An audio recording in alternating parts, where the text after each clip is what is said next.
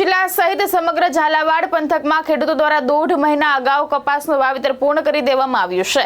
તેવામાં રાજ્ય સરકાર દ્વારા કપાસ ક્રાંતિ યોજના હેઠળ અંદાજે ₹14,000ની કૃષિ કીટ આપવાની જાહેરાત કરવામાં આવતા ખેડૂતોમાં અસંતોષ જોવા મળી રહ્યો છે। ચોટીલા પંથકના ખેડૂત આગેવાન રમેશભાઈ મેર તેમજ મૂળી તાલુકા સહિતના ખેડૂતોનું કહેવું છે કે વાવેતર પૂર્ણ થયા બાદ કૃષિ કીટનો ખેડૂતોને કોઈ સીધો લાભ થવાનો નથી। ખેડૂતોનું કહેવું છે કે જો વાવેતર પહેલા કીટ આપવામાં આવી હોત તો તેનો ઉપયોગ થઈ શક્યો હોત। ખેડૂતોએ સરકાર સમક્ષ માંગણી કરી કે કૃષિ કીટના બદલે તેની સમકક્ષ રોકડ સહાય આપવામાં આવે જેથી તેઓ પોતાની જરૂરિયાત મુજબ તેનો ઉપયોગ કરી શકે। ખેડૂત આગેવાનોએ રાજ્ય સરકારની આ જાહેરાતને લોલીપોપ સમાન ગણાવી સરકારને ખેડૂતોના હિતમાં પુનઃ વિચાર કરવાની અપીલ કરી છે। મારું નામ મહેશ દેવસીભાઈ મેર, ગામ ઢાકણિયા, તાલુકો સાયલા। આ સરકારે અત્યારે જે કીટ જાહેર કરી છે, સરકારે આ કીટ 2 મહિના અગાઉ જાહેર કરી દો। અત્યારે આ કપા 1.5 મહિનાનો થઈ ગયો। હવે કીટની અમારે કઈ જરૂર શું? સરકારને એ તો ખબર છે ને કે કપા હોવાઈ ગયા, વાવેતર થઈ ગયા છે કપાના।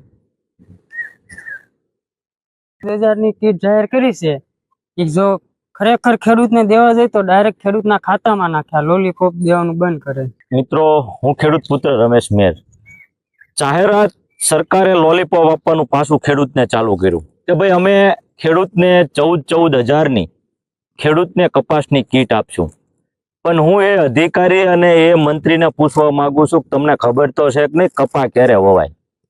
કપા વાવીને તમે જો 1.5 મહિનાનો કપા થઈ ગયો ને, હવે તમે કપાનું કીટ આપવાની વાત કરો છો, 14,000ની કીટ આપવાની વાત કરો છો કે એમાં તમે બીટીના 4 પેકેટ આપવાની વાત કરો છો, માલપા તમે લીંબોળીનો ખોળ આપવાની વાત કરો છો, એક તમે દવા આપવાની વાત કરો છો, NPK આપવાની વાત કરો છો।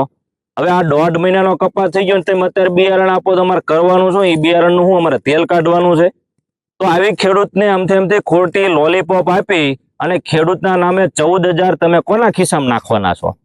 એ જે કીટ તમે 14,000ની કહો, એ 4,000ની કીટ થતી નથી ને તમે 14,000 તમે કયા તમારા માસીના દીકરા કંપની વાળાને રડાવવા માંગો છો? આ ખબર છે કે તમે ખેડૂતનું નહીં પણ ખેડૂતના નામે તમે તમારા માસીના દીકરા, મામાના દીકરા જે કંપનીઓ લઈને બેઠા છે બિયારણની, દવાની, એનો વેપાર કરવા માટેની આ મોટી યોજના છે ખેડૂતના માટે। પણ તમારે એવું કરવું નથી। ખેડૂતના નામે 14,000 ને 28,000ની ખોટી કીટો બનાવી અને ખેડૂતના નામે તમે તમારા કંપનીના મામાના, માસીના જે ભાણિયા તમારા થાય છે, બરાબર, એની તમે અત્યારે વેપાર કરાવવા સિવાય કાંઈ ધંધો નથી। એ બધો એવો માલ હશે જે કોઈ વેચાતો નહીં હોય, કોઈ ખેડૂતને કામ આવે એવો માલ નહીં હોય, એ બધો તમે આ ખેડૂતને કીટના નામે પધરાવવાનું અત્યારે ષડયંત્ર સરકારનું છે। તો હું અહીંથી કહેવા માંગુ છું કે આવો લોલીપોપ આપવાના ખેડૂતને રવાઈ દો। અને ખેડૂતને પણ કહું છું કે ખોટા આવા લાઈનમાં રહેતા ફોર્મ ભરીને તમારો ખોટો સમયનો અમે ખૂબ વખોડી કાઢીએ છીએ। આવી તમે લોભામણી અને લોલીપોપ આપવાનું બંધ કરો। આવનારા સમયમાં ખેડૂત સમજી ગયો છે આ તમારા લોભામણી સ્કીમમાં ખેડૂત આવવાના નથી। જય જવાન, જય કિસાન। મહેશ સુતરિયા, દ્રષ્ટિકોણ ન્યૂઝ, સુરેન્દ્રનગર।